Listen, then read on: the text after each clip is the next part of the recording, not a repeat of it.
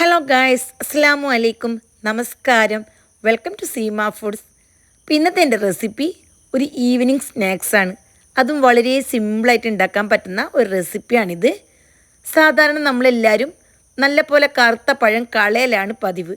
അപ്പോൾ അത് വെച്ചിട്ട് നമുക്ക് നല്ല ടേസ്റ്റിയും അതേപോലെ വെറൈറ്റിയുമായിട്ടുള്ള റെസിപ്പി ഉണ്ടാക്കാം.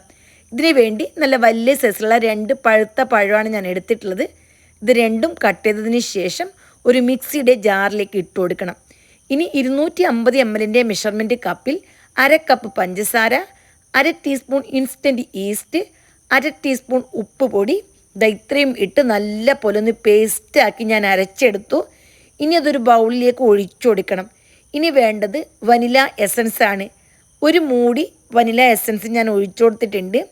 പിന്നെ അല്പം ഫുഡ് കളർ വേണമെന്നുണ്ടെങ്കിൽ മാത്രം ചേർത്ത് കൊടുത്താൽ മതി.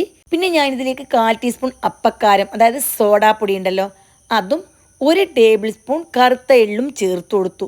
പിന്നെ ആവശ്യത്തിനുള്ള മൈദ ചേർത്തിട്ട് ചപ്പാത്തി ബാറ്റർ ഉണ്ടല്ലോ, ആ ഒരു പരുവത്തിൽ സോഫ്റ്റായിട്ടൊന്ന് കുഴച്ചെടുക്കണം. ഇങ്ങനെ കയ്യിൽ സ്റ്റിക്കായിട്ട് ഒട്ടുന്നൊരു പരുവം പാടില്ല. നന്നായിട്ട് നമുക്ക് പരത്തിയെടുക്കാൻ പറ്റുന്ന രീതിയിൽ കുഴച്ചെടുക്കണം.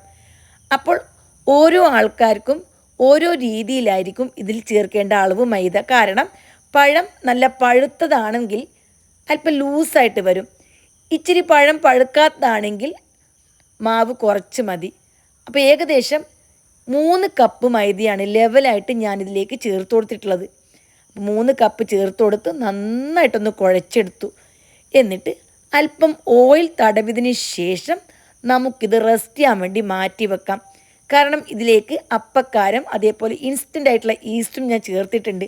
1.5 മണിക്കൂറിന് ശേഷം നമുക്കിത് ചുട്ടെടുക്കാം. 1.5 മണിക്കൂർ കൊണ്ട് മാവ് നന്നായിട്ട് സോഫ്റ്റായിട്ട് കിട്ടും. അല്പം ഒന്ന് മാവ് പൊങ്ങിയിട്ടുണ്ടാവും, കൂടുതൽ പൊങ്ങിയിട്ടൊന്നും ഉണ്ടാവില്ല. ഇനി നമുക്ക് വീണ്ടും ഒന്ന് കുഴച്ചതിന് ശേഷം ആവശ്യത്തിന് വലിപ്പത്തിലുള്ള ഉരുളയാക്കി എടുക്കണം. കുറച്ച് വലിയ സൈസിലാണ് എടുക്കേണ്ടത്. ഇത് കുറച്ച് കട്ടിക്ക് പരത്തിയെടുക്കണം. സാധാരണ വെട്ട് കേക്കെല്ലാം ഉണ്ടാവുമല്ലോ, അത്രയും കട്ടി വേണ്ട. അതിനേക്കാളും കുറച്ച് കട്ടി കുറഞ്ഞിട്ട് ഏകദേശം 2 ചപ്പാത്തിയുടെ കട്ടിക്കാണ് പരത്തിയെടുക്കേണ്ടത്. അല്പം മാവ് ചപ്പാത്തി പലകയിൽ വിതറിയതിന് ശേഷം നമുക്കിത് പരത്തിയെടുക്കാൻ തീരെ ബുദ്ധിമുട്ടുണ്ടാവില്ല. നമ്മൾ ചപ്പാത്തിക്കെല്ലാം പരത്തുന്നില്ല, അതിനേക്കാളും ഈസി ആയിട്ട് പെട്ടെന്ന് പരത്തിയെടുക്കാൻ പറ്റും, കട്ടിക്കായതുകൊണ്ട് തന്നെ. നമ്മൾ എത്ര പഴം കളഞ്ഞിട്ടുണ്ട് അല്ലേ? ഈ ഒരു ഐഡിയ കുറച്ച് മുമ്പേ തോന്നിയിട്ടുണ്ടായിരുന്നെങ്കിലോ?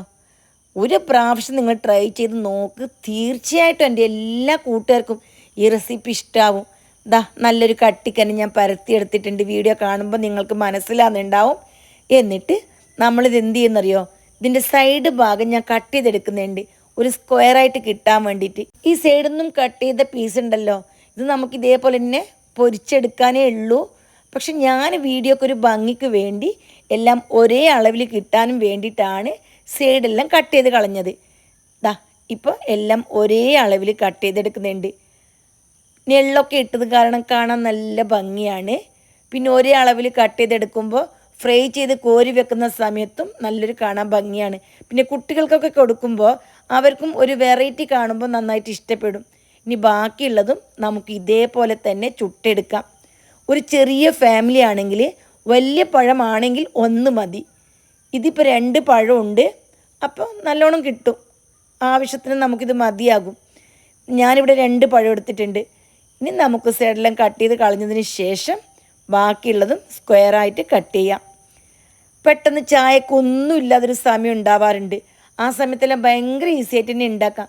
പിന്നെ ഇത് ഉപകാരപ്പെടുന്നത്, ഒന്ന് ട്രെയിനിൽ യാത്രയെല്ലാം പോകുമല്ലോ, ആ സമയത്ത് നമുക്ക് കഴിക്കാൻ കൊണ്ടുപോകാൻ പറ്റിയൊരു ഐറ്റമാണ്. കാരണം ഇത് 2-3 ദിവസം കേടാവാണ്ട് സൂക്ഷിക്കാനൊക്കെ പറ്റും. അതേപോലെ ഹോസ്റ്റലിൽ പഠിക്കുന്ന മക്കൾക്ക് ഇനി വൈകുന്നേരത്തേക്ക് കഴിക്കാൻ വേണ്ടിയിട്ടൊക്കെ ഇത് കൊടുത്തു വിടാം. അപ്പോൾ അത്രയും ഈസിയും അതേപോലെ തന്നെ ടേസ്റ്റിയുമാണ്. ഞാനെല്ലാം ഇവിടെ കട്ട് ചെയ്ത് വെച്ചിട്ടുണ്ട്. നല്ല പോലെ ഓയിൽ ചൂടായി കഴിഞ്ഞാൽ തീ ചെറുതാക്കി കൊടുക്കണം.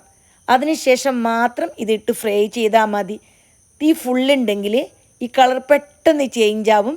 ഇതിൻ്റെ അകം നന്നായിട്ട് കുക്കാവില്ല. ചെറിയ തീയിലിട്ട് കുറച്ച് ടൈം എടുത്ത് ഇതൊന്ന് ഫ്രൈ ആക്കി എടുക്കണം. ഒരു 3-4 പ്രാവശ്യം തിരിച്ചും മറിച്ചും ഇട്ട് കൊടുത്താൽ നന്നായിട്ട് ഇതിൻ്റെ അകമല്ല കേക്ക് പോലെ ആയി കിട്ടും. പിന്നെ കൂടുതൽ ഹാർഡ് ആവണ്ട, നല്ല സോഫ്റ്റ് തന്നെ വേണം. അങ്ങനെയാകുമ്പോൾ അത് കഴിക്കാൻ നല്ല കുറച്ചും കൂടി ടേസ്റ്റ് ഉണ്ടാവില്ല. എന്നിട്ട് ലൈറ്റ് ഗോൾഡ് കളറായി കഴിയുമ്പോൾ നമുക്ക് ഓയിലിൽ നിന്നും മാറ്റാം. ഇപ്പം നിങ്ങൾക്ക് വീഡിയോയിൽ കാണുമ്പോൾ മനസ്സിലാവുന്നില്ലേ എന്ത് ഭംഗിയാണെന്നൊക്കെ. ഇത്രയും ഭംഗിയും അത്രയും ടേസ്റ്റി ആയിട്ടുള്ള റെസിപ്പിയാണിത്. 1/2 കപ്പ് പഞ്ചസാരയും 3 കപ്പ് മൈദയാണ് എടുത്തിട്ടുള്ളത്. അത്യാവശ്യത്തിന് മധുരമൊക്കെ ഉണ്ട്. അപ്പോൾ ഈ ഒരു മധുരം സാധാരണ രീതിയിൽ മതിയാവും.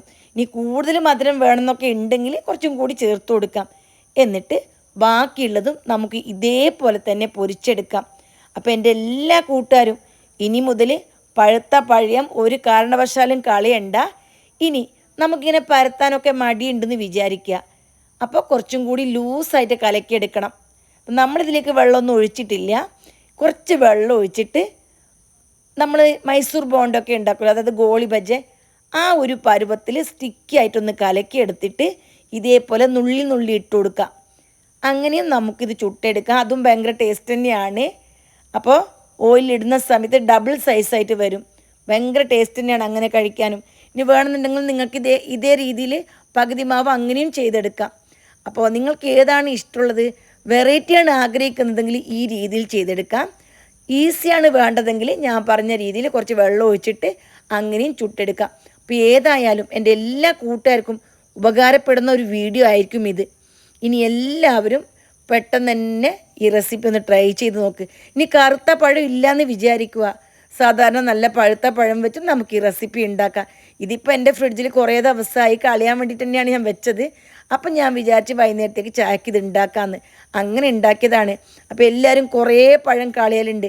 അപ്പോൾ ഇനി പഴമൊന്നും അങ്ങനെ കളയണ്ട. പെട്ടെന്ന് തന്നെ ഈ ഒരു രീതിയിലുള്ള പലഹാരം നിങ്ങൾ ഉണ്ടാക്കി നോക്ക്. കുഞ്ഞു മക്കൾക്കും വലിയ ആൾക്കാർക്കും ഒക്കെ തീർച്ചയായിട്ടും ഇഷ്ടമാവും. എല്ലാം ഞാനിവിടെ പൊരിച്ചെടുത്തിട്ടുണ്ട്. ഇതിഷ്ടം പോലെ നമുക്കിതിൽ നിന്നും ഈ കേക്ക് റെസിപ്പി കിട്ടും.